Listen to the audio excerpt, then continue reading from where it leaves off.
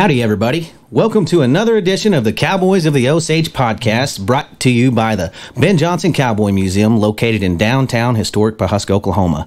It's old Cody over here, and as always, I have my co-host with me, Mr. Rodeo Historian himself, the best around, Jimbo Snively. Hey, Jimbo, where are we at, and who do we have today? Hey, Cody boy, it's another great day in the Osage, but we're not in the Osage. We're down here outside Oklahoma City in the bunkhouse of the all-time money-winning jockey in American quarter horse racing history. All-time leader in wins aboard American quarter horses. He won the All-American Futurity twice. He's named the American Quarter Horse Association World Champion Jockey 10 times. He's in 4 Hall of Fames. Of course, I'm talking about the great G.R. Carter. And the best thing about him, he's originally from Pawhuska, Oklahoma. Born and raised right there in Pawhuska. And G.R., welcome to the Cowboys of the Osage podcast. Thanks for having me on, guys. I'm flattered that y'all wanted to include me in this, and I've known Jimbo ever since I was a child, and I've known Cody since he was a child, and watched his dad rope for a lot of years, and I'm tickled to death to be included. We're glad to have you. Glad to have you. Super glad to have you, GR. Yeah, but you saying Pawhuska. I'm my whole family history is Pawhuska. I might live in Oklahoma City, and I hadn't lived in Pawhuska since I graduated from high school, May of 1986. I became a racetracker from that day on, but I feel like I am a Pawhuskan still today. Well, we claim you. So, since you have all those deep, long roots in Pawhuska, let's start off with your family, GR. Some of your family. Your uncle Barton Carter, great uncle. Yep. He was one of the greatest cowboys to ever live. 1926 world champion steer roper. Yes, sir. He was born. I know my granddad was born in Pawhuska in 1898, and I'm pretty sure Uncle Barton was born in Pawhuska also a few years earlier. So my family goes back to the 1800s, right there in Pawhuska. My granddad, my dad, and me, all three were born in Pawhuska. What about I knew your grandpa Red well. What kind of influence did he have on your life growing up? The biggest thing about Red was all of the stories and knowing his history as a young man. He was him and Barton both original Autees, of the Osage Indian tribe, and so they received the royalties off the oil, and I don't think they started getting them until they were 18 or 20 or something. And from everything I know, my granddad, he truly thrived in the rip roaring 20s. Him and Barton both, and hearing all those stories of them like bulldogging a steer off the side of his Stet's Bearcat, his sports car and all, and I've seen a picture of it. That's all pretty special stuff. And but my granddad. What was that picture again? I'm sorry. It was a picture of and explain it to everybody, because a Stet's Bearcat was a sports car in the 20s that my granddad bought because he was young and had money, and his cowboy buddies and all, they had a steer out on the prairie somewhere out in western Osage County, and they bulldogged the steer off the running board of the Stet's Bearcat, and someone had took a picture of it, and it's one of the old legendary postcards from like they used to send off back in the early 1900s. I've seen that picture, and that wasn't no little steer they were bulldogging either. No, he was about as big as the car. He looked like a bucking bull or something. I don't even know. Yeah, but my granddad, he lived a lot of life before he ever even had any kids. He was 44 years old when my dad was born, which was his first child, and then he had his third one when he was 50. Yeah. And lost a child in a tornado too, didn't he? Yeah, well, that was actually his stepson. Okay, was Jack.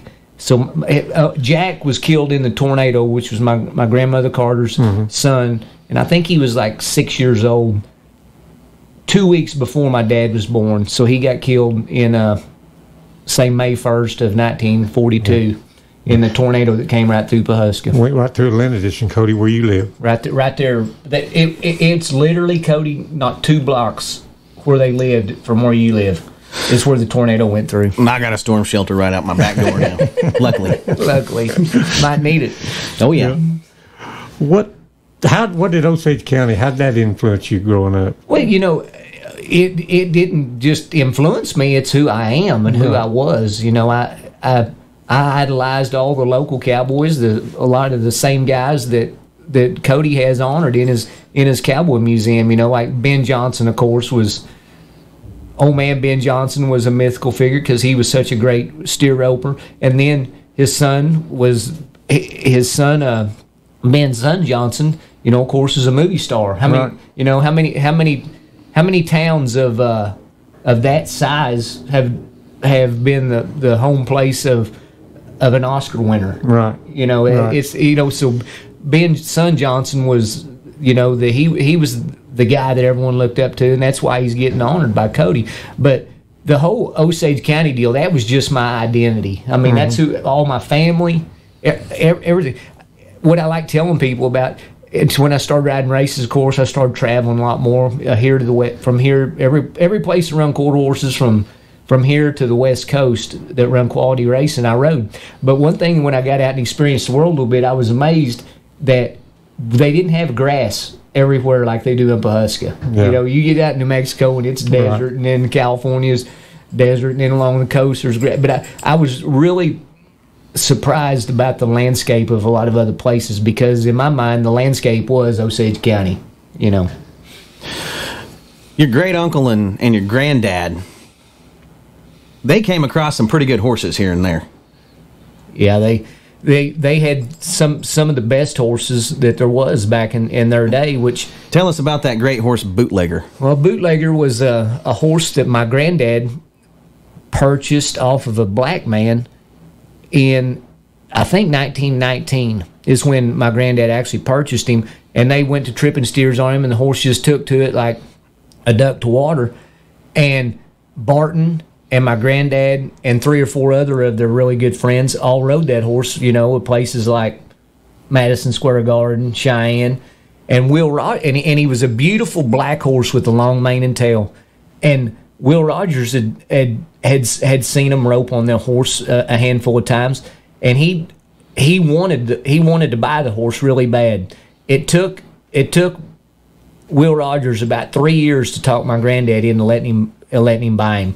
And he ended up becoming becoming Will's favorite polo horse. The horse was that good and that broke to where he just took right to the polo deal and was I guess a big time polo horse.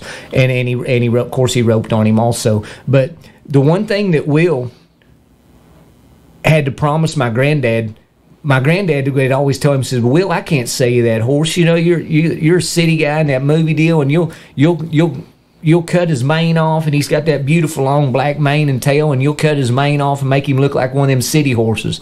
And Will promised my granddad that he would leave his mane alone, and he did. I've seen pictures of him of that horse right before Will died, where his mane is still beautiful long black mane and tail. And it's not confirmed or anything, but we also read in your great uncle's obituary, and they had a big write-up about him that in the Tulsa World that he also sold Will his other favorite roping horse, Soap Suds. So yeah, those 2 horses are buried at Will's last home, which is a national park at Pacific Palisades, California, and those 2 horses are buried there behind the house. Soap Suds and Bootlegger both.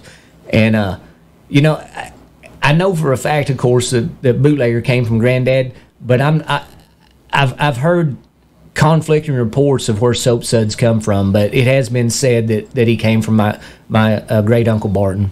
He could have traded for him for Will. Who knows? He could have. There's a lot of effect. Wouldn't that be crazy though? Will's 2 favorite horses come from Osage County. I mean, came from 2 brothers in Osage County. Two brothers. What are the odds of that? Yeah. He's got and the famous lineage in the Carter family doesn't end with them. He's got another uncle, Wildman Nelson.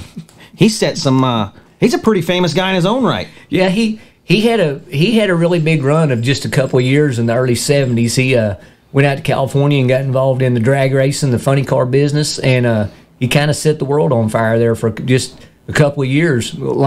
He was the Super Chief, was his name of his funny car, and Nelson was the Super Chief. He played the role to the max. Would wear a headdress at some of the car races and take photos and stuff. And there's actually a Mattel race car that was the Super Chief that Hot Wheels, yeah. And Nelson, he's pretty proud of what he did, but he still likes living in those couple years, 1971 and 72, still today. Well, that was his prime. that was definitely his prime. Well, I just read something about him the other day. As unofficially, he's the first man to drive a car over 200 miles an hour on the drag track. His car was the first car to average speed of go over 200 mile an hour. Yeah. Wow. And that's something pretty big, really, to have your own Hot Wheel car. Just like this guy has his own bobblehead, Right. It runs in the family. You get toys made after you if your last name's Carter. Right. GR, when I worked for your dad, I remember your mom used to haul you to gymnastics about twice a week. It was 5 days a week. Was it that much? I couldn't remember if it was every day, but you were a really good gymnast, they said. Yeah, I went to the Phillips 66 program at Bartlesville, which, was 25, 30 miles from Pawhuska.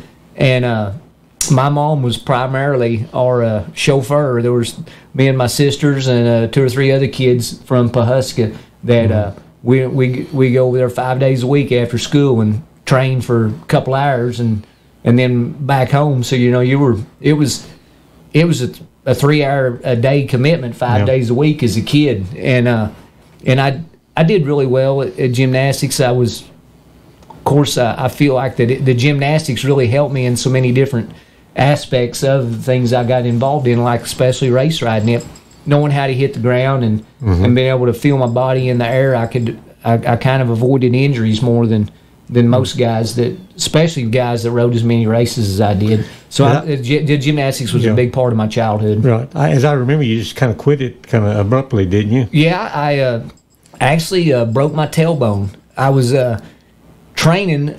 It was the summer after 8th grade, and me and one other guy in the gym were good enough where we were going to go to the Junior Olympic tryouts, which is the Junior Olympic team is one that travels, to other countries and competes against their juniors.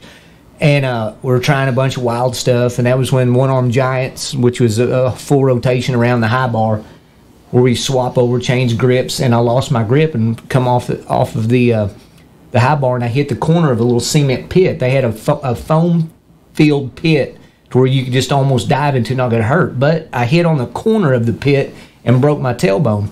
Well, whenever the couple of months that I was off from gymnastics right there, of course I missed the tryouts. I actually got to experience, I was 14 years old, and I got to experience a few things that kids my age did, like running around town and having a life other than 5 days a week at gymnastics. And that was and of course about that time, right at that time is when I started galloping racehorses, and there's just so many other it was almost like it was meant to be to happen that way, because I got involved in other things like wrestling, back junior rodeoing real heavy. And of course I started being a jockey. All those things happened right after I quit gymnastics. Wrestling. What kind of wrestling did you do? Oh, I was the I heard he's a pretty successful wrestler. His dad's told me all about it a few times. I remember it. Yeah, Pawhuska has they have a history in being a wrestling school for a small school. Guys like the Carmans, Les Carman, Pat Pace, are all guys that were state champions from the 70s. Sean Wilson were all state champs from the 70s and early years of Coach DeMoss. And I was a senior in '86. I ended up third. I made state all 3 years in high school, my sophomore, junior, and senior year. My junior year, I ended up third. In my senior year in high school, I ended up winning the state title. As a matter of fact, I broke the drought. Pawhuska had went 11 years without a state champion. And I broke the drought that night and won state. And that, to me, that's probably the most proud moment of my life, even more so than anything I did riding races, was winning state in wrestling. It was. I know your dad was pretty proud of that. Oh, he was over the moon proud of it. I remember running and jumping into his arms, and it was just a special moment. Yeah, I remember seeing that picture. Yeah. Yeah. Was that your first backflip or? Yeah, it was my. When we were warming up and stuff, and of course I could tumble, and we were doing it in practice and all. I could do tumbling passes and all my buddies, my wrestling buddies, they'd been after me like, man, whenever you pin someone, jump up and do a backflip. After the match, they'll sell me, so that'll humiliate them. And I'm like, no, the only way I'm going to do a backflip is if I win state. And of course, after I won state, I had to do the backflip. Yeah, right. and I did. And it, matter of fact, they even had a little clip of it that they used to show leading up to the state tournament every year. They had a little clip where they were advertising the state tournament. You used to be able to watch it on one of the off channels or something. They would show a little clip of that backflip. And Martin Parks, my junior high wrestling coach, he was pretty proud of that because he felt like he had something. Well, he was my junior high elementary and junior high coach, and then Coach DeMoss was my high school coach. Right. Yeah. Yep. Yeah, I know Coach DeMoss. My first pawn shop was right next door to his taxidermy place right there in Pawhuska. Good fella, Coach DeMoss. Oh, he's still a strong man at something 80-something years old and tip top shape. Yeah, he's right there close to 80, and he's those guys right there. They really had a big influence on my life, and I love them forever. Yeah, great guys. Sounds like we're lucky you didn't go into professional wrestling with all your athletic ability and wrestling ability and backflips. Who knows what he could have did off the top rope, Jimbo? But wrestling requires a lot of stamina and a lot of self-discipline and all that. Did that carry over and help you in your racehorsing? Without a doubt. That's what I was telling you. I'm probably more proud of winning that state title than anything. And the reason why is because of what it actually, you don't know what it takes to actually be able to get to that point. It's being dedicated, hardworking, all the things that ended up transpiring over to I used in my race riding career. Making weight. Yep. There's just so many things that come from wrestling. Of course, the gymnastics made me more agile, where I really feel like it kept me from being injury prone, but the wrestling gave me a lot of the tools that directly related to having success as being a jockey. Bull riding. I've heard you're quite the bull rider. Your dad told me you never got bucked off a bull. Well, let me tell you how that went. I rode steers a little bit when I was real young, and I didn't ride there for a while. Well, after I got out of gymnastics that next year, that was kind of the heyday of the Northeast Shoes Rodeo Association. Well, they announced before that year that they were going to give saddles away that next year to the all-around winners for the first time ever. And I remember telling Dad, that you mark it down, I'm winning that saddle. Well, I out-rodeoed him. I'd enter the bareback riding, the team roping, the ribbon roping, the calf roping. I was entering 4 events. Well, after being at them rodeos all night and all, and I was watching those bulls and all, and Dad mentioned something like, boy, those bulls look like you could handle them good. And I said, you know what, I've been watching them too. So I went and bought a bull rope and and just went to entering the bull riding. And that was over halfway through the season. And they pointed it out at the banquet. I didn't realize it, but we were at the banquet, and the stock contractor says, you scored points at 17 rodeos in a row. And I'm like, okay, huh? He says, you don't realize what that means. That means you rode 17 bulls in a row. That's a high riding average, no matter who you are or what you're riding. I did go to a couple of high school rodeos in between there that I drew a lot tougher bulls, and I got bucked off. But so that's why I didn't realize that I'd ridden 17 in a row. But the stock contractor made a big deal out of it that I'd rode that many. Well, I rode every bull I got on that second half of the season. I covered them, and the next year I was riding bulls kind of in the high school rodeos and of course the NYRA, and that year I'd already started riding races at the time, and I finally drew one that got the best of me big time and stomped the hell out of me down at Tishomingo, Oklahoma. And I remember I separated my shoulder and cracked some ribs and was spitting up blood. And And I remember thinking, boy, I got to back off this bull riding. I'm gonna get killed, or I won't be able to ride a race next weekend and make real money. Mm-hmm. And that was kind of the end of my bull riding career. I was probably a junior or senior in high school. Hadn't been on one since, but I've still got my bull rope back here just in case anything comes up one of these days. Right. You probably made a good decision there. Yeah, I feel like I made a pretty wise decision. When did you ride your first horse? I suppose just galloping. Yeah, that's a pretty good story. My very first experience of getting on a racehorse was right there at Osage Downs at the fairgrounds. Gene Herron, which is Chet Herron's granddad. Gene had been in the racehorse business for years, and he had a handful of racehorses in training, and for a couple of years, ever since I was about 12, he'd been after me and telling me that I was the perfect candidate, specimen, however you don't call it, to be a jockey. He said, first off, you've been around horses your whole life. You've junior rodeo, you understand horses. He said, you got grit, and you're an athlete. And he said, I know you probably have a good work ethic. Well, finally, the summer after 8th grade, right after I got out of gymnastics and probably got healed up enough from the broken tailbone, I went over to Osage Downs and got on some racehorses. First ones I ever got on was actually, Gene was there that day, but the first couple I actually got on was for a black guy that was Gene's ex-jockey, a guy named Jerry Daly. And Jerry Daly puts me on one and sends me out there and tells me to take it 1.5 laps around track and come back. And it was a nice little easy one. And I remember going around there and thinking, well, this isn't too awful bad, So I come back and he said, well, how'd you get along? I said, got along pretty good, I felt like. So he sends me out on another one, and she was a little tougher, pulled on the bit a little bit more. Well, he had failed to teach me anything, and I know why he did it. It was because he knew that I was going to get along okay, because I had, I was a horseman and had been a cowboy.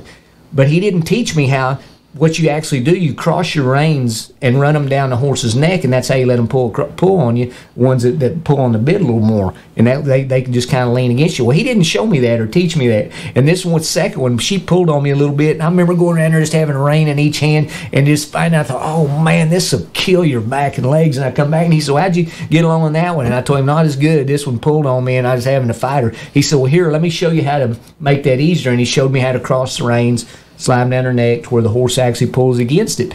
And I was like, man, why didn't he show me that to start with and all? But I knew that, looking back on the deal, I realized the reason why he did was because he wanted me to see the benefit of it, And that, I remember things like that, and that was in 1982, almost 40 years ago, and I remember it like it was yesterday.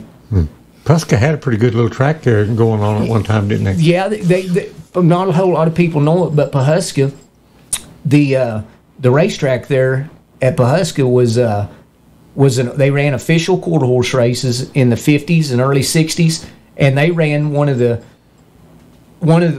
premier futurities that runs at Remington Park, the Oklahoma Futurity. It ran at Pawhuska 2 or 3 years in the late 50s. And I've seen the win picture. The guy that was Carcass Scales at Blue Ribbon Downs, he had a picture of where he won that Futurity, and he used to have it hanging there behind his desk, and I was like, that's Pawhuska right there. And then for years, a lot of the guys from the thoroughbred track up in Nebraska at Axarben would winter because the weather was so much better there at the racetrack. They'd rent stalls and train there. So Pawhuska was the racetrack there was kind of a happening place through the 70s. Was kind of the heyday of it being a training center in the winter. Yeah, I remember that when them guys would come in from up north. Yeah, and looking back, there was a handful of guys that still trained there. Of course, when I was a kid, guys like Wayne Butte, of course, Bob Roughton was the big stable. Of course, Gene had horses that are local that he hauled into the track and all. Willie Carman had horses that the old man, I can't think of his name. Was it Van Beaver? Well, Van Beaver was the generation before. The heyday of the 70s was when was kind of Van's 60s and 70s was kind of Van's heyday. But all those handful of guys that still train there, those are all the guys that I galloped for in the early part of my career through high school. And then there was a guy that bought the Hughes Birch Creek Ranch, which is down. The Birch Creek Ranch, which is between Pawhuska and Barnsdall, right there by Pershing. A racehorse guy bought that ranch, would have been in the early 80s. Clay Neal? No, Clay Neal ended up with it after this guy. Okay. He ended up with it after. Okay. The guy's name was Don Hughes, and they had a couple pretty good stallions, Hamato Dancer, and Deal the Cards was an easy jet horse. Well, anyhow, he bought that ranch, and he hired a guy from Illinois named Bill Lau, and they put in they put in a training center down there at the ranch, and they hired me. Of course, I was just 16. The first real job I had, I actually worked 2 summers where I was the gallop boy and rode races at the weekends, and I also cleaned stalls. I had a real racetrack job, cleaning stalls and doing it all. I was a groom, the jockey.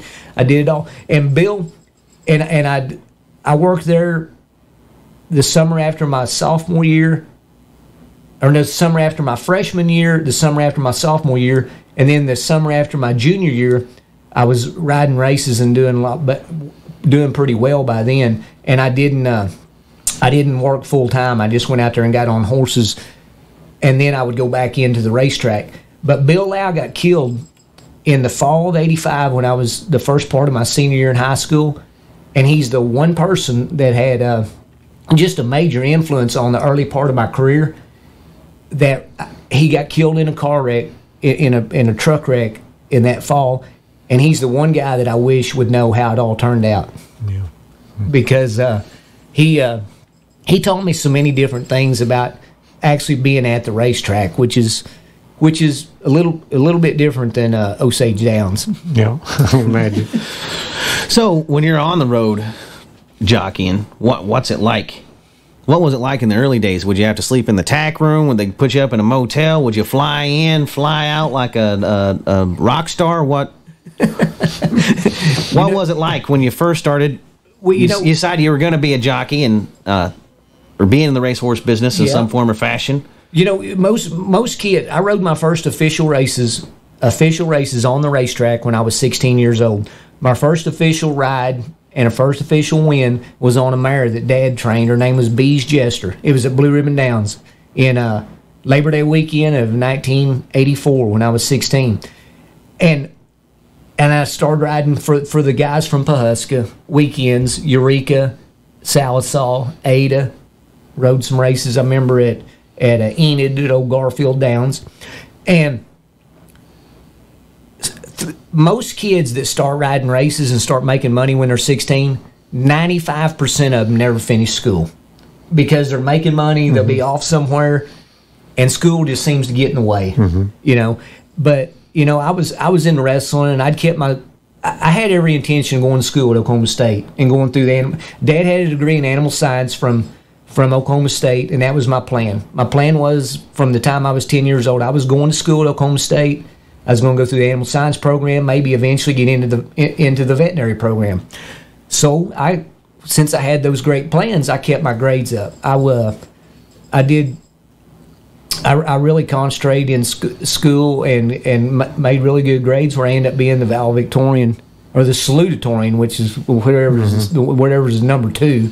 That's what I graduated as, a salutatorian of the 1986 class. But wrestling and the thought that I was still maybe going to go to college is what kept me in school. And I'm glad that I did, because I still was able to ride the weekends of small tracks. But about halfway through my senior year, I'd won a couple little small futurities where I'd made pretty good checks, and I was like, you know, I can put that school deal on hold. I need to get to the track to where I can really ride a lot of races. So as soon as I graduated from high school, May of '86, that's what I like to tell everyone that asks me if I went to college. I tell them, you bet I went to college. I went straight to Blue Ribbon Downs. Blue Ribbon Downs, Salisaw, Oklahoma. Blue Ribbon Tech. And people back in those days, Salisaw, Blue Ribbon was the only game in Oklahoma. The Remington Park hadn't even been built yet. So when I graduated in '86, they didn't start running at Remington until the fall of '88. So it was about 2.5 years later. And in that meantime, Salisaw, like I say, was the only game in town. And it's crazy how many horses was there. Quarter horses, thoroughbreds, paints, apps. I rode them all. And they ran 10 months out of the year, 4 days a week, 12 races a day. And there'd be a lot of weeks I'd ride 40 races. There was one year I rode like 1,700 races in 1 year. Oh, wow. All at Blue Ribbon Downs, all of them. And so from the time I graduated in May of 86 up until the fall of 1990, I was primarily a Blue Ribbon Downs jockey. So I wasn't really doing a lot of running around. We'd make trips down to Ada, and then after Remington got open and up and running, I would make some trips up here. But the first time that I really got away from Sallisaw, I was leading rider at Sallisaw in 89 and 90.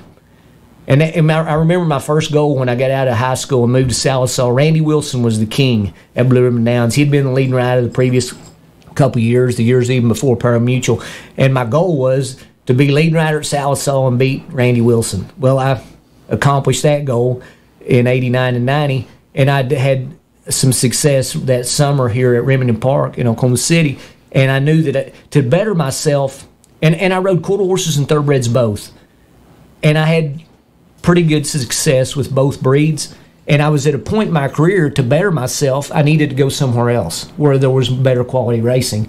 And at that point, I had to make a choice on whether I was going to throw my heart and soul into being a quarter horse jock or a thoroughbred jock. You know, if I was going to ride thoroughbreds, I'd go to the East Coast, West Coast, or Kentucky. And the reason why I threw my heart and soul into the quarter horse game, the scale of weights in the quarter horse world is about 5 pounds heavier than the thoroughbred world. Like the most of the weights would be 20 to 24 at that time. To ride thoroughbred. What's that mean for people that don't understand it? Okay, I'm giving you racetrack terms. I kind of know what some of them mean, but there's a lot of people that watch this that may not know what some of the terminology is. Yes. So be as specific as you can about some of this. The weight you see in the program, that beside the jockey, that's the weight of the jockey plus his tack, which is your saddle, clothes, no safety equipment. You can't weigh with your helmet or your vest. But so if you see 120 pounds in a program, the jockey really needs to weigh about 116 to be able to tack 120, and to be able to that be the if they let you be over, but they announce it to the program for the handicappers' purposes of like that jock's 3 pounds over the assigned weight of 120, which kind of makes you look bad, and a lot of the trainers don't really want that. But anyhow, the quarter horse scale weights at that time was 20 to 24, so I was maintaining my weight around 116, and I was having to watch my weight to do that, and I was 20 years old. To go ride thoroughbreds at one of the places like Kentucky, I really would need to tack 116, meaning that I would need to weigh about 112, and I was going to have to pull that much more weight, and I knew that I was 20 years old, and I was already having to watch my weight do 120, so I went with the quarter horse deal, and I felt like I ended up 30 years later, I retired reasonably healthy. You know, I've seen so many of the health problems guys have from starving themselves, fighting weight, doing probably a lot of things they shouldn't to their body. And I feel like I got out pretty reasonably healthy because I went with the quarter horse deal. Did you ever have any serious injuries? You know, that's something I credit to the gymnastics. As far as I rode over 30. I rode almost 25,000 official quarter horse races. If you add paints, apps, and thoroughbreds, I rode over 30,000, like almost 31. So I averaged about 1,000 races a year for my career. Well, nobody got hurt less than I did that had those kind of numbers. You know, I got hurt a few times, broke my collarbone a couple times, chipped a little piece off my wrist, had some surgery, and I missed a couple of weeks. But there was never any time, you know, the broken collarbone. One time I just kept riding through it. You know, there was a bunch of big races coming up, and I just took care of it. Whipped left-handed because I couldn't whip left. But the gymnastics really helped me. You know, I had wrecks, and I didn't even go back in the jockey room after having a horse go down with me and roll over me and look like he should have got killed. I can remember going back in the room and watching the replay. I was like, wow, that looked bad. How did I walk back? How did I walk back in the room and able to ride the next race? So, I had wrecks, but I was very fortunate about it. I never had any of the big time wrecks that hurt me bad enough to where I was off for an extended period of time. I see so many of those guys that'll have those kind of wrecks where they break their leg, have rod put in, healing stimulators, and they be off for 6 months before they can come back. And the majority of those guys, whenever they come back after that type of an injury, they're not the same jockey they were before then. It's like they're riding with a little bit of that uncertainty and fear in the back of their mind, and they don't seem to have quite the success that they had before some kind of injury like that. You know, we're just talking about injuries. You know, here's something that I like telling that seems really fascinating to a lot of people don't know. Nationwide, we're talking thoroughbreds, quarter horse jocks, paint, all jockeys. There's about 2,500 licensed jockeys nationwide. On average, 2 guys a year get killed in an on-track accident. It's a dangerous way to make it's a very rewarding job. You know, I was so lucky that I got that thrill of winning and the thrill of competition on a day-to-day basis. You know, that never got old. And you know, and of course, it's been almost 3 years since I rode, and I missed that too. But you know, it's a dangerous profession, and 2 guys a year get killed. They started keeping records in 1940. The Jockeys Guild, which is the national union, and I've seen the records, and you would think that there was a lot more racing back, especially up through like the 70s and 80s. Probably twice as many actual races there is now. But I feel like that the reason that the deaths or major injuries have stayed consistent, the numbers, is because the horses are so much faster than they were back then. You know, and they've bred the bone out of them. You know, they a lot of the horses, I remember, that's something that I remember when I first started. It's a major difference to now. The bone structure of a lot of those horses was really was they had big nice knees and cannon bones, and now it's like they're a little bit more deer-legged than they are that big. And I think that contributes to some of the horses breaking down. They're just so fast and have less bone structure. How's a jockey get paid? When you first started compared to where you ended, can you give me a little timeline on that, GR? Because nobody really... A rodeo cowboy, you get paid when you win. You don't get paid to show up. Do you pay a jockey to ride your horse and you get a bonus if they place? I don't know. Yeah, that's a good question.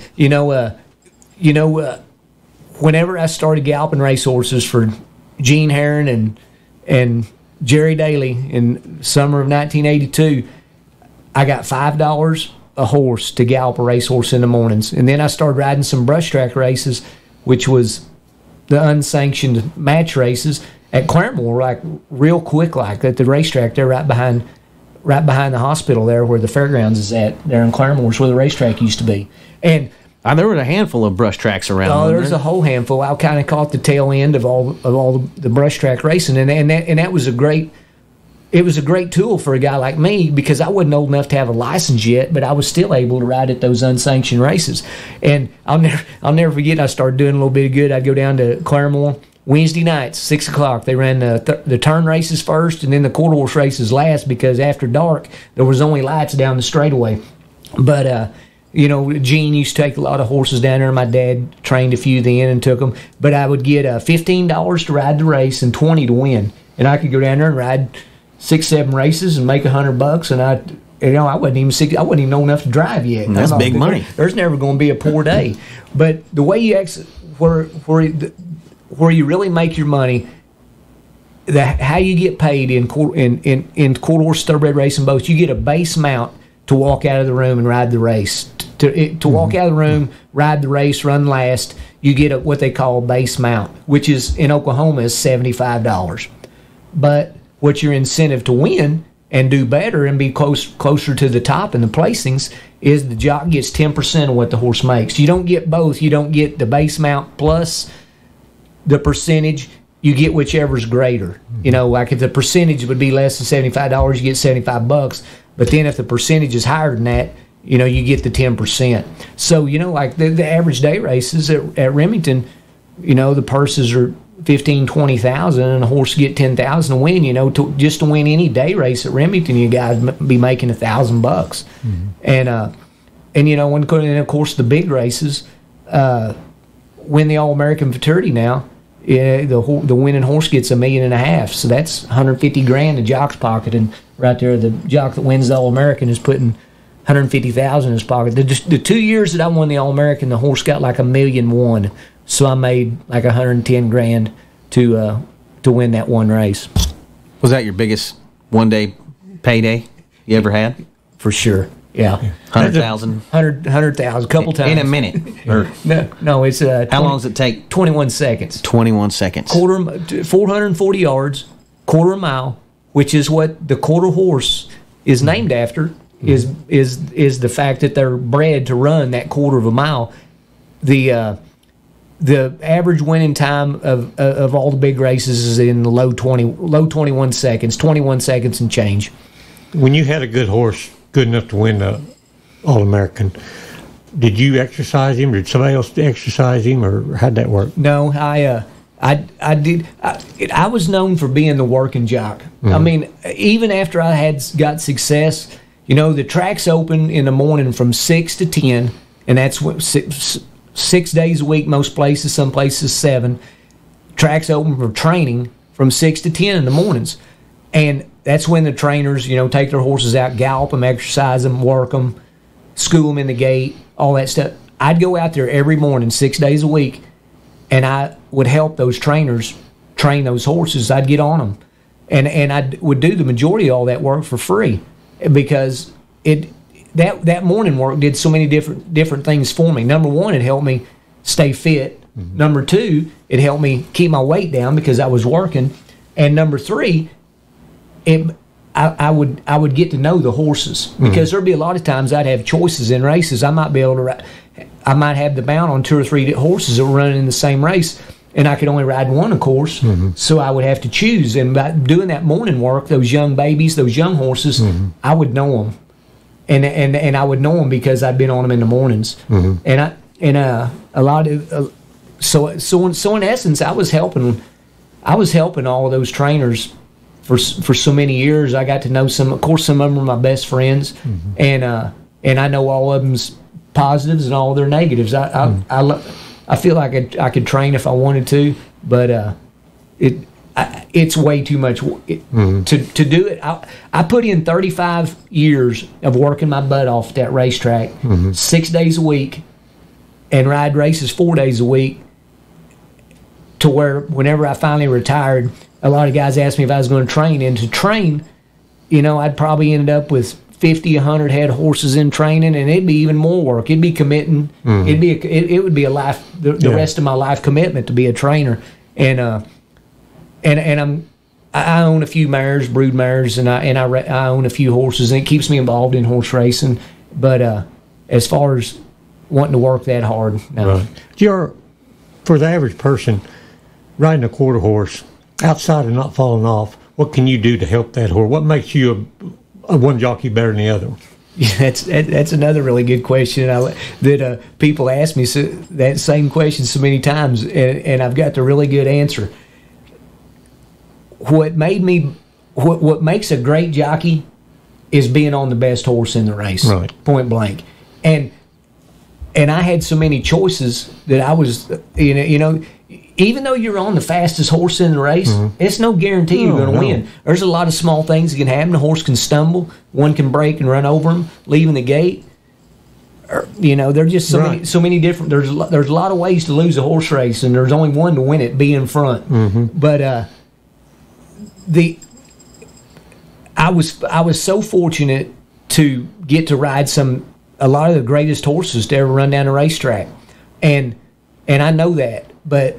And I don't know that I was that much greater than anyone else, but I had a lot of success, and I attribute a lot of it to the fact that I was winning races, and whenever you're the one winning and you're the one doing good, you're the one everybody wants. It's kind of a snowball effect. Image is everything, and whenever I got to doing really well, even guys that I hadn't ridden for a whole lot, certain trainers that were good trainers, they would want me, and it would open up windows, and I had a lot of choices, and I was very fortunate to have the opportunity to ride some of the greatest horses ever. I left out something a while ago. I was going to tell you about the greatest horses ever. In quarter horse racing, yes, speed, the time, they've had a radar gun out at Ruidoso before, and on Labor Day weekend and the big races on, and they've clocked top end speed of horses 57 mile an hour. You know, that's getting it on one's back and on. You know, and it's not a good thing when one falls out underneath of you going that fast. You know, it seems like quarter horses, like you said, are just getting faster and faster. The way they're breeding them, or whatever. But thoroughbreds really aren't necessarily. They are to a small minimum, not as much as the quarter horses. You know, and I attribute that the thoroughbred breed goes back so much further that they probably had developed the breed ahead of the quarter horses. And a lot of the quarter horses that whenever they really Walter Merrick is the first person to really focus on introducing the thoroughbred blood into a mixture in the quarter horses, and it gave him a little more stamina down the racetrack, and he had a lot of success with it. 3 Bars, Leo, you know, are horses that had a big influence on the quarter horse industry that were thoroughbreds. Right. I read a article just the other day, and it really surprised me. It was called The Pride of Pawhuska. Yep. Guess what the horse was? I'm going to guess Leo. It was Leo. Yeah. Leo actually stood in Pawhuska the early part of his career, and he changed hands a few times, and he's one of the most influential sires in the quarter horse breed today. I think he was in and out 2 or 3 times in Osage County. Yeah. There was a big time breeder and racer out at lived out on the west side of town. His name was D. Garrett, and D had a major influence on the early racing part of the American quarter horse. He had horses like Vandy's Flash, stood some really great horses that had success at Ruidoso and Los Alamitos in California. And sadly, D passed away pretty young. I think he was only in his 50s, and he passed away in, I think, the late 50s. But it was a big loss to Pawhuska, because Pawhuska was on the map in the quarter horse racing world back then because of the studs that that D. Garrett had, and because of the racetrack there at Osage Downs. Isn't that at Paul Mays' place now, where D was? That is Paul Mays' place. And there's one of the greatest producing race mares in the history of the sport is actually got the name Pawhuska in it. The mare's name, D. Garrett. The mare's name is Garrett Smith's Pawhuska. Yeah. Garrett Smith's Pawhuska is one of I think there's only been one other mare in history that produced 3 running champions, 3 or more. She had 3 running champions back in the 50s and 60s, and she's buried there on that place, and Paul Mays actually knows the spot that she's buried, and Vandy's buried out there too. And really? I didn't know that. Yeah, and I need to have Paul point those places out to me one of these days when I'm up there, because you know all that stuff is history, and it's lost to history. We need to get a marker on that, and maybe do a podcast out there sometime, Cody, or something. Yeah, take us with you, GR. We'd appreciate it. We'd like to see some of that good stuff. What about Ted Wells? What do you remember about that fella? He owned Leo for a while too. Yes, Ted Wells was from Pawhuska, and he was heavily involved in quarter horse racing. He actually trained the winner of the All-American Futurity. I can't remember off the top of my head exactly what year it was, but it was in the 60s, a horse named Savannah Jr. And Ted ended up standing that horse at a stallion farm. And Ted was a Walter Merrick type. He was an owner, breeder, and trainer, and a stud farm owner. You know, and they had those guys like that had a major influence. Ted Wells is probably right behind Walter Merrick in the influence of the early part of American quarter horse racing history, and he's right there from Pawhuska. And when he retired from the racehorse world, he moved back to Pawhuska and was a steer roper. Enjoyed doing some things he did when he was a kid, and he ended up.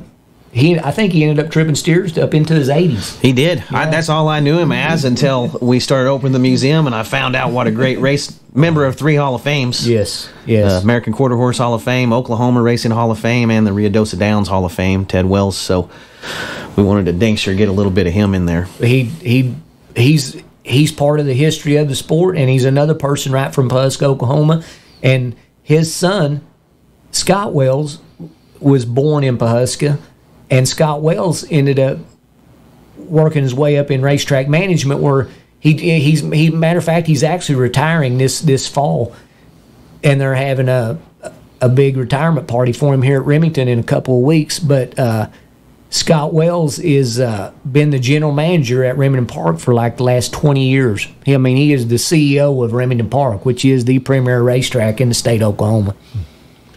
You keep throwing around this race out there in New Mexico called the All-American. I've heard of it. I know what it is. Explain to everybody else that they know what the Kentucky Derby is and the Preakness States and all that. What is the All-American horse race in Ruidoso? You know, the All-American, it's the premier horse race in quarter horse racing history. It's more or less the Kentucky Derby of quarter horse racing. But the history of the All-American is pretty fascinating. The All-American Futurity grew out. They started running at Ruidoso, New Mexico. They're on a match track in the 40s. And there was a handful of big-time breeders that were boastful kind of guys, and they got to mouthing around that my yearling, my weanling or my yearling is better than yours, and by God, I'm going to beat you 2 years from now. So what those guys started doing, they started putting their money where their mouth was, and hence that was actually the first Futurity, which is a 2-year-old race, which is a jackpot race where they make payments to put their horses in. And the first really big race that was a Futurity was the All-American Futurity. The first running of the All-American Futurity was in 1959. It was won by actually Cliff Lambert was a winning jockey on a mare named Golobar, which was a go man go mare. And the All-American went. The very first purse All-American was in 180,000 bucks, and it was like bigger than any quarter horse or thoroughbred race in the country. The All-American Futurity, it just went from there. You know, it just got bigger and bigger and bigger, more and more horses, of course, which that represented more and more money because more and more people were making payments to pay up in the race. And the All-American was actually the very first horse race of any breed, quarter horse or thoroughbred, anyone, that had $1 million purse. That was the 1978 running, won by Moonlark. The next year, thoroughbred racing had their first $1 million race, which was called the Arlington Million, which was a turf race at Arlington Park in Chicago. The All-American purse got even bigger. It was the first $2 million horse race, which was the 1982 running. And that was the first year that the winner got $1 million. And the purse primarily stayed the same for about 30 years, and they've recently increased it to $3 million. They have the people making the Futurity payments, and then they cap the purse of the race, and a lot of the money ends up going over into the Derby, which is the next year. But the All-American itself is the marquee race of quarter horse racing. It's the one that everyone wants to win. It's the one everyone dreams about. It's literally, if you're going to get famous in the quarter horse industry, it's by winning the All-American Futurity. I remember as a kid, he was always on TV, Labor Day, you know. Yeah. My father, one of the first years they televised it was in 1975. And I'm not 100% sure, but I think it might have been the first year that it was televised and on national TV, like on one of the networks. Mm-hmm. Yep. And just so happened, my father-in-law, Jerry Burgess, was the winning jockey on that horse. The winning horse of the 1975 All-American Futurity was Bugs Alive in 75. Yeah. Had a catchy name, you know. I've heard that name. And we have, of course, family archives. We have a tape of the telecast from that year.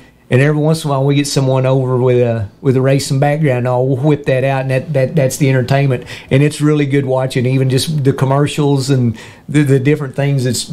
how much things have changed since 1975, which is, you know, long time ago. That's a big deal. All-American was a big deal, or still is a big deal. It always has been. But what everything that you see that has fraternities, jackpots, all of it was spin-offs from the All-American. And the All-American itself was one of the first ones that was a payment paid into race to where it was a jackpot pot and was divided up proportionally. You know, the barrel racers, even the bull rider, the bull fraternities. I mean, you got fraternities of every kind nowadays, and it all started with the All-American.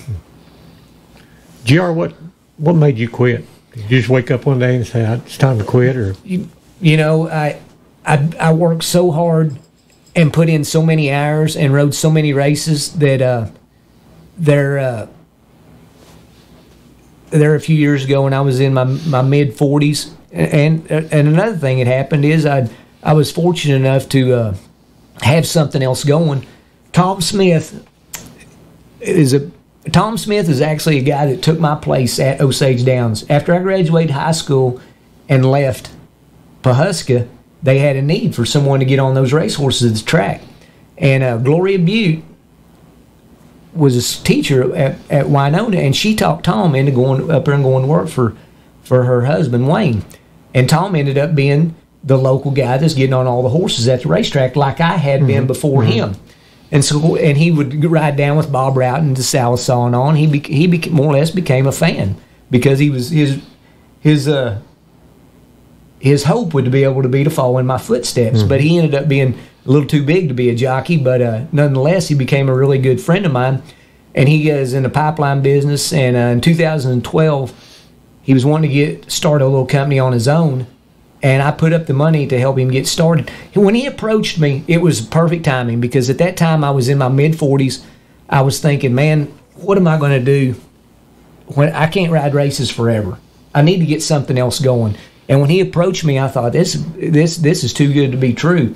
You know, and of course he's done really well. It's Arrowhead Pipeline Services, and me and my wife still own half of it. And Tom, he's pretty much my hero because he's done about twice as good as I probably thought that he would have.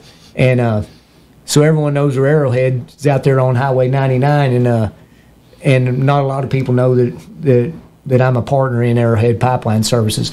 But after we got that going, of course, we were making money off of Arrowhead, and that made it to where I really didn't need to be a jockey anymore. But I enjoyed it so much, and it was really tough to quit. It was just emotional to walk away from something that was my life.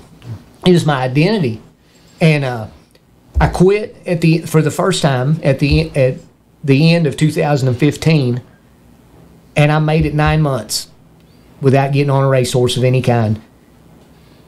You know what brought me out of retirement? The All-American Futurity. I was going to ask you, the only time I really miss roping right now is about that Ben Johnson rolls around or Cheyenne rolls around. Ben Johnson, Cheyenne, or the Steer Open finals. Yeah. The big events. Well, a trainer that I'd ridden for a bunch, Toby Keaton, had a couple of horses in the finals that he was going to need riders for because the guy that qualified his horses qualified another one and was going to ride that other horse. He needed 2 jockeys. Toby got a hold of me and asked me, said, "Hey, is there any way if you?" He said, "Where's your weight at?" And I've got 2 weeks till the All-American. I'm about 15 pounds over being where I needed to be able to ride that race. And I told him, I said, if you'll ride one of them, I'll let you pick which one of the 2 horses you want to ride. And I told him, game on. So I went and rode the All-American. The horse run, I ended up running 6th, which is about where the horse is supposed to. But I had to do some serious dieting, running, not eating anything for about 2 weeks, and exercising and getting my weight down. And by riding that, I ended up riding 3 races that Labor Day weekend, and then I rode a few races at Lone Star at Dallas that fall, and I won the Texas Classic Derby. So I only rode like about 18 races that fall. But it just opened a can of worms. Like the trainers were all, of course, my old friends. They said, "Are you going to ride, or what are you going to do?" And at the time I was in my later 40s. I was probably 47, and I'm really glad that I went back and rode for a couple more years. I ended up riding all of 17 and all of 18. The main reason why I'm really glad that I did, of course, because I had some success. I ended up winning 4 or 5 more really big races. But I'm so glad that I did, because I quit just barely early enough in my career to where I know when I'm 70, I'm not going to say, man, I wished I'd went back and rode a couple more years. I did. That's what I did. And whenever I quit, the second time I quit, which is almost 3 years ago, December of 18, the last race I rode, I won the big year-end Futurity at Los Alamitos in California, called the Los Alamitos 2 Million.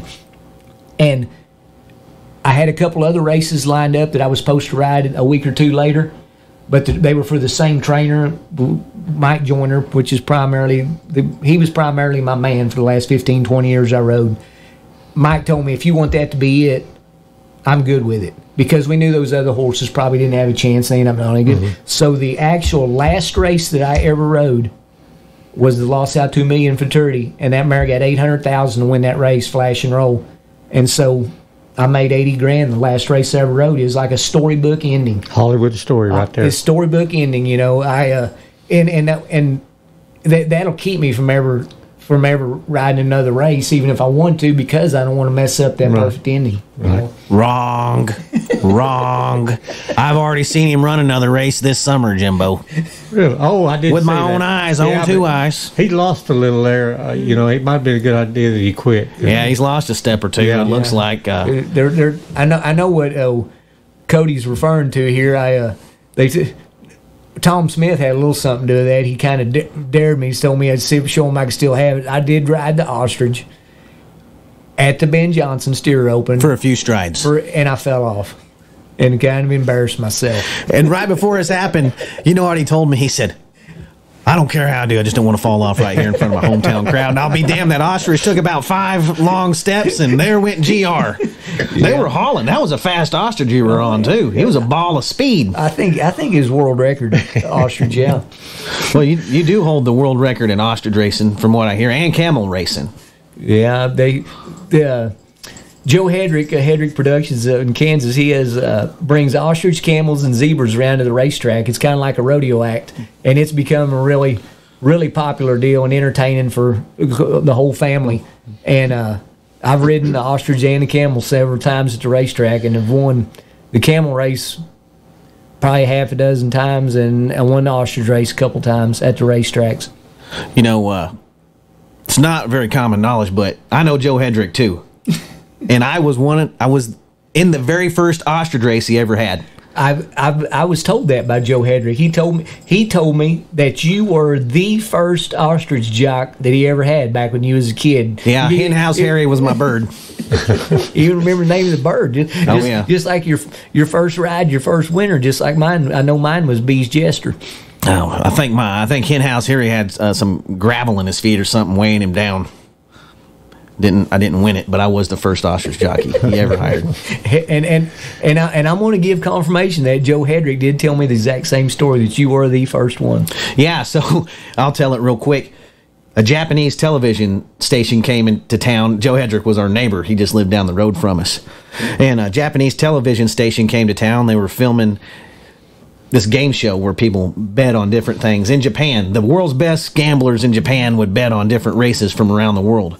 And Joe sold him an ostrich race. So I had to take this note to school the next day. Said, Cody was not at school yesterday because he had to ride an ostrich for a Japanese television show.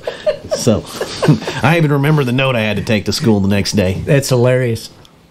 Yeah. Well, me and GR were just ostrich racers from way back, both of us. Oh, yeah. They say that your dad told me you hold the record in 5 breeds besides quarter horse. What would that be? Well, and your dad was awful proud of you, too. Oh, yeah, Dad's awful proud. But, I rode, of course, quarter horse is my identity, and I rode paints, apps, thoroughbreds, and I did ride a handful of Arabian races that the Arabians were racing at Los Alamitos when I first went out there in 1990, and I rode a handful of the races, but I got away from them right quick because they're just they're just so much slower than a quarter horse. It doesn't even seem. I'm afraid it'd mess up my timing. So I probably rode less than 10 Arabian races. So I did actually ride 5 different breeds. But the ones that I held the record in at one time or still is course quarter horse racing, apps and paints. I was the all-time leading money earner and race winner in paints. But just recently, a kid passed me, become the all-time lead money earner, but I'm still the all-time leader by wins. And then in Appaloosa racing history, I'm the all-time leader in wins and money earned both, too, besides quarter horses. So it's actually 3, not 5, Dad. Gotcha. Well, he was pretty proud of you. Old George was pretty proud of you. I always liked to. We were friends for a long time, me and your dad. I knew him way before I ever even knew you, GR. Yeah, Dad. My dad and your dad tripped steers together around the circuit. I'm sure Dad knew you from the time you was born. Oh, yeah, I'd see him at... Well, you know, we didn't have living quarters trailers and stuff like that, so I remember a few ropings that you had to camp out at, and your dad, he drove 50 miles and got a room. Yeah. We all camped out. That's what it was. I remember it now. But one of my best friends my entire life, and I always looked up to him. He was a great guy. So yeah, he was my best friend, and you know, and he was the guy that guided my life more or less. You know, especially the early part of my career. Gave me my first job. I never met anyone like him. He was a true character. You know, I wish so bad that you brought that up, Jimbo, that I would have had one of the speakers at my dad's funeral. I wish that I would have had everybody that he gave their first job to stood up. Yeah.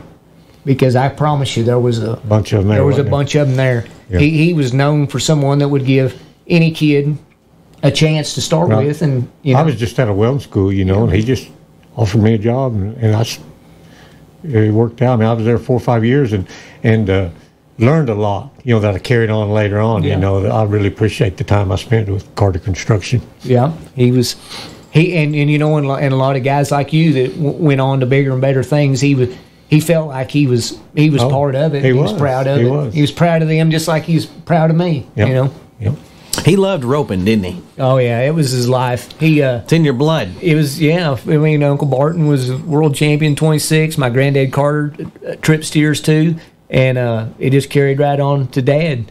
And you know, one couple of his best friends that he grew up with, you know, ended up being great steer ropers too, like John Miller.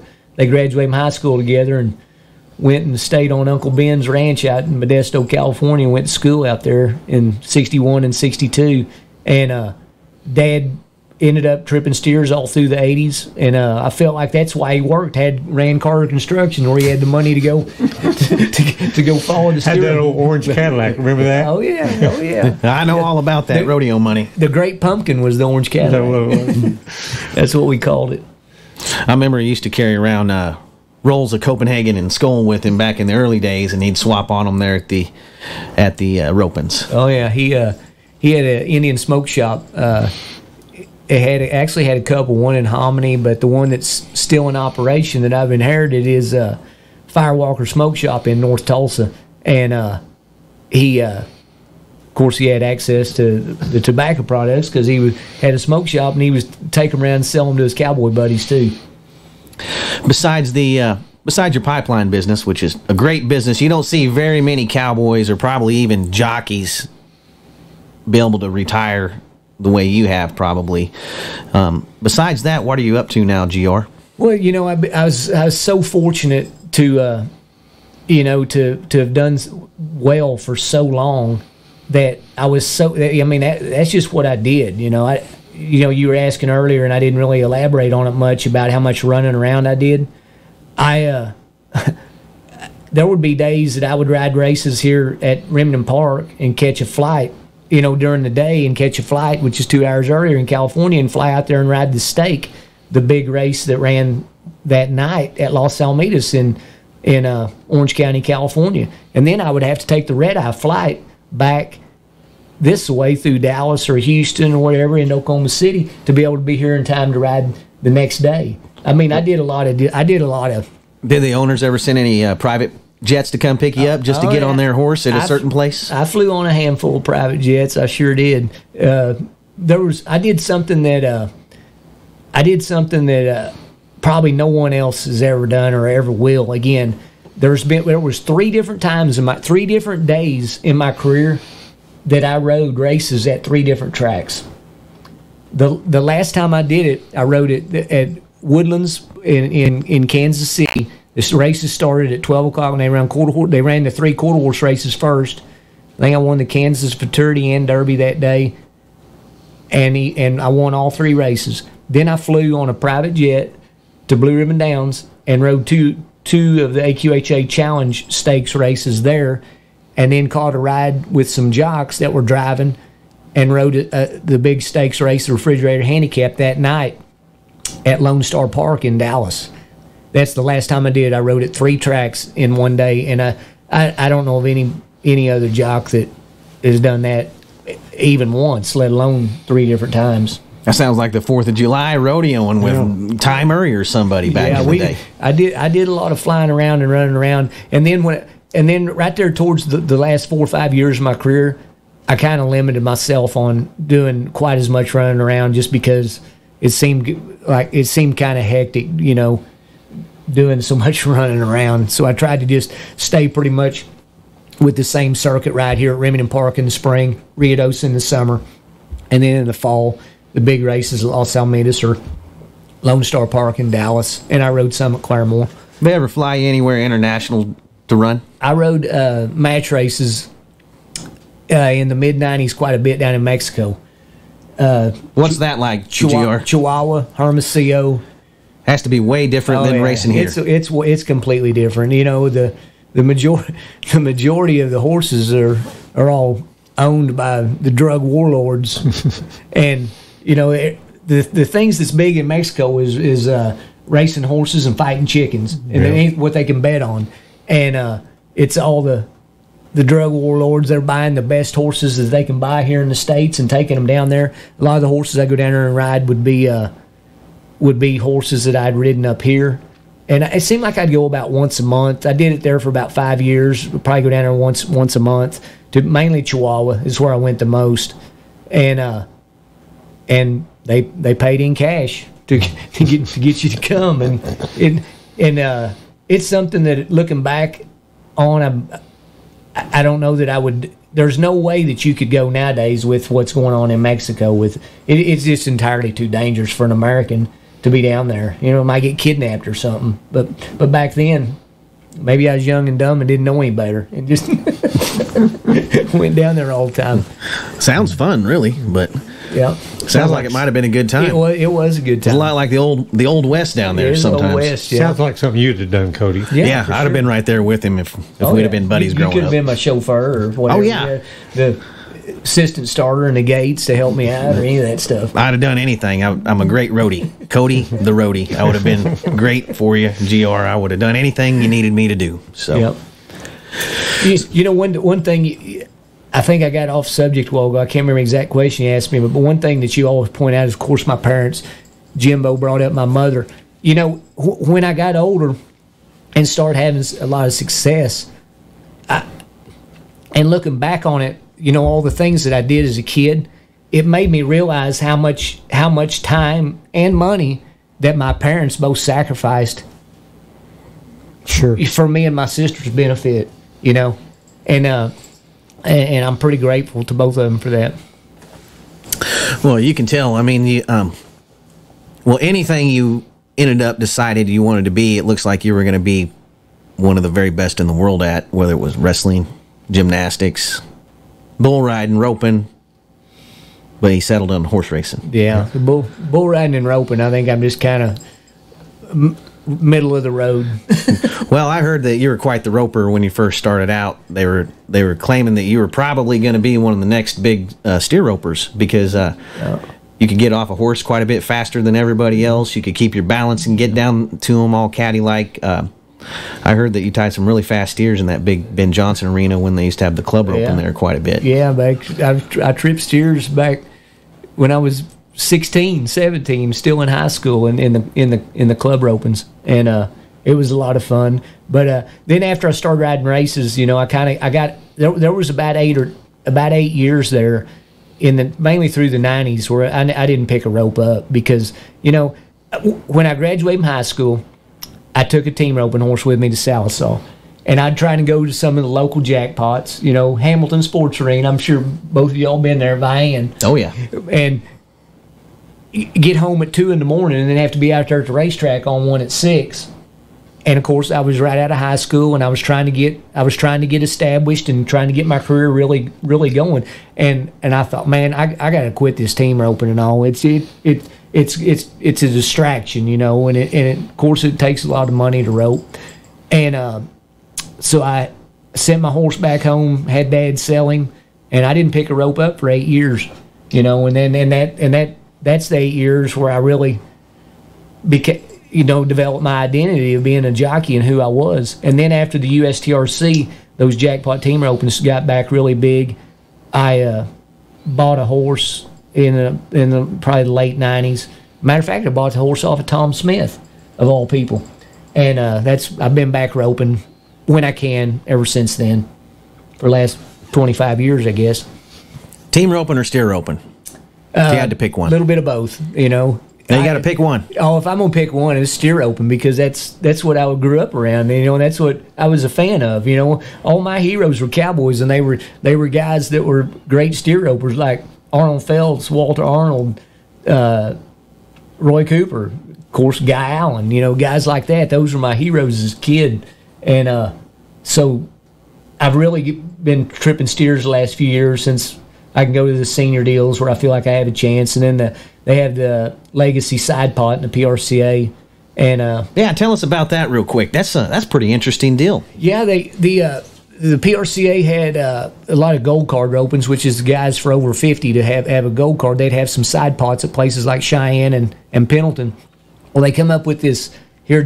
I think this is the third year that they've had the Legacy side pot. They start calling it the Legacy, and they've got a little bit added money and stuff, and they have it at a lot more of them.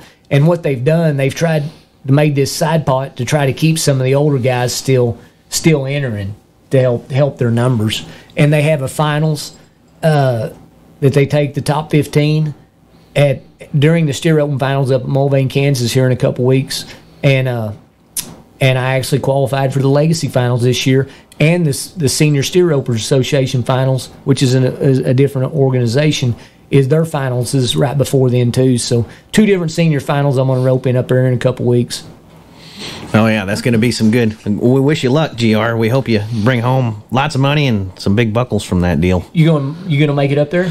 We were going to try to, but that's the same weekend Jimbo's granddad's getting inducted in the Cowboy Hall of Fame. So wow, impressive. There's a lot going on that week, but we're gonna hit that one up instead of the steer open finals this year. That's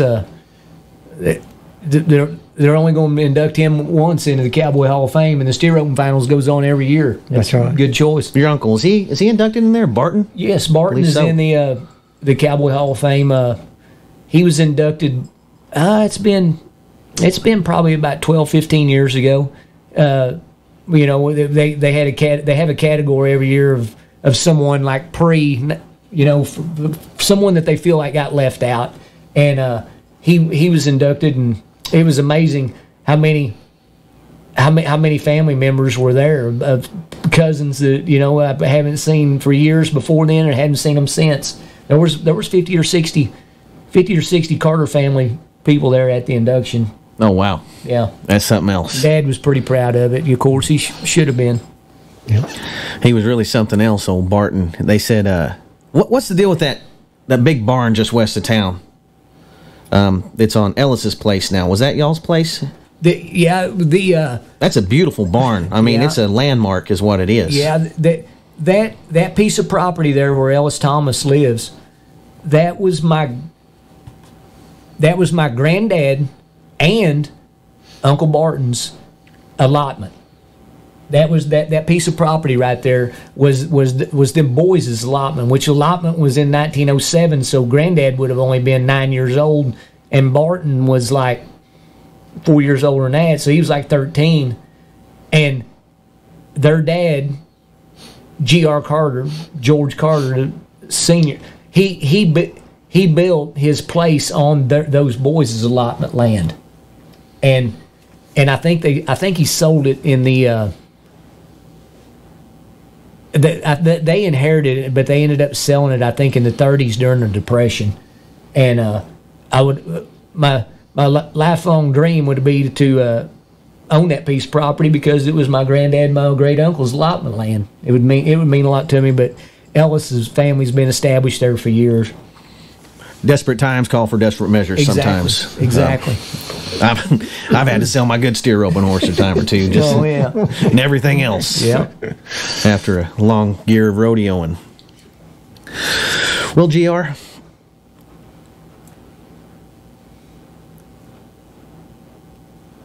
I forgot what I was going to say.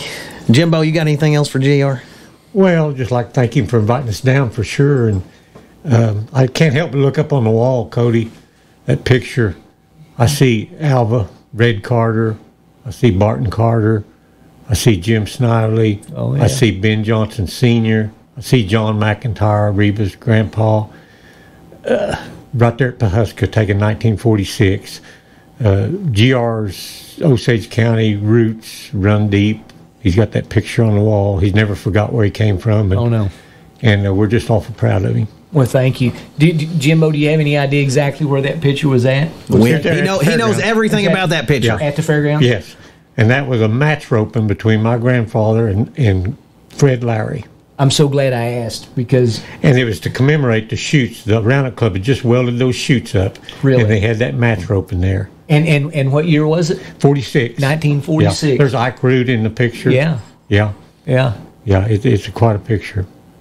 Well, Ike Root, he spent a lot of time over there at that big barn of yours, GR, of your families that Ellis owns now. Oh, yeah. Yeah. I read a deal. He said he came to stay the night, and he stayed 6 years with your Uncle Barton. Yes. Yeah, that would have probably been in the 30s. Yeah. Yeah. Well, you're an Osage Indian. Oh, yeah. What's that mean to you, GR? Well, it's the Osage is the headquarters of the Osage tribe, and it just makes me feel even more connected to that area. That I'm a cowboy with a white name, but I've got some Indian blood in me. I'm a card carrying Osage. Yes, sir. Got my own CDIB card and membership in the tribe, and it makes me feel even that much more connected to that area. And I'm proud of my Osage blood. He kept talking about the allotment land, so that's the original land that the government gave your family. And then what was different about the Osage tribe and their reservation compared to most, what I've read, is that they bought it. They owned it, which made where they could sell it and do what they wanted with it. They were the only tribe to buy their reservation lock, stock, and barrel, and that's where all the mineral rights came into play. And they were, what was genius of them, that they were smart enough to keep the mineral rights whenever they sold the property. Yes. And that's why they even changed it in Osage County to where you can't sell the mineral rights because the tribe owns all the mineral rights in the whole county. The tribe owns the mineral rights. So forever. The owners of the property do not. The movie coming out. What do you think about it? Have you seen anything about it? Have you read the book? Have you listened to the book? Oh yeah, I've listened. It's a powerful story. It's a powerful story. True story. I mean, I've read the book and a couple of times, and it's pretty dang cool that they're making that movie with such big stars too. With there being such big stars in it, it's gonna be a big. It might be one of the biggest. It might be the Oscar winner. I bet it is. I'll bet it is. Yeah, they. I read something, or one of them told me they've spent more on this movie than any other movie. Largest budget movie in American history, right here. Really? And they gave more for the rights to the book to make a movie than any other movie in history. So, if you read the book and really look at the story, and of course with the advent of the FBI, the predecessor of the FBI and all, I could see where it would easily be the biggest. It's a powerful story, and it's going to really shine a light on Pawhuska. On Pawhuska, and a time in American history that a lot of people don't know about. You know, I've always heard all these stories being around there, you know, off and on my whole life, but I never realized. They didn't teach that in school that I'm aware of, or if they did, I would skip that day. Not at my school. I was in not school in Kansas. They didn't. Right. No, they didn't. They didn't teach in school about the history of the Osages, which is got a really dark part of it right there, and that the thing they're showcasing in the movie. Right. This is going to blow people's minds. It's going to be a big movie. I'm excited to watch it. It's going to be sad but exciting. Exactly. All at the same time. All at the same time. Well, GR, thanks for sitting down with us today. And man, did you ever think when you were just some kid wrestling in high school you'd be in every major Hall of Fame for horse racing? You've won every major horse race that you can win in your disciplines. Did you think your life would turn out like this? Oh no, not at all. But you know, I do remember after I started having some success with it and realizing that I could more or less have the kind of close to the kind of success I had. I remember dedicating myself to it, and that was what I was known for, as being a hard worker, dedicated, dependable, the guy they could count on. I made those trainers feel like whenever they laid me up, you know, they could just go get them a Coke and go watch the race. They didn't have too much to worry about. They knew they were in good hands when they hired GR. Well, all right, you're a living legend, GR.